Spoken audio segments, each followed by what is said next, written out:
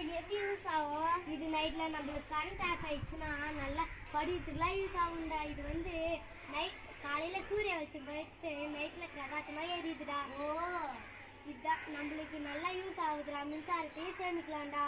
மின்சாரத்தை சேமிப்போம். நன்றி, வணக்கம்.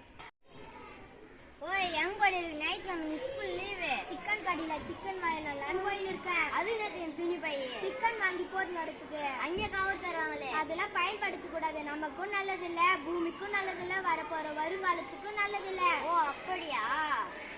பூமியில அது மட்டுமல்ல, பூமியில பிளாஸ்டிக் போட்டா மக்காது, மழை நீரை சேமிக்க முடியாது. ஓ, சரி சரி, பிளாஸ்டிக்கை ஒழிப்போம், துணிப்பையை பயன்படுத்துவோம். நன்றி.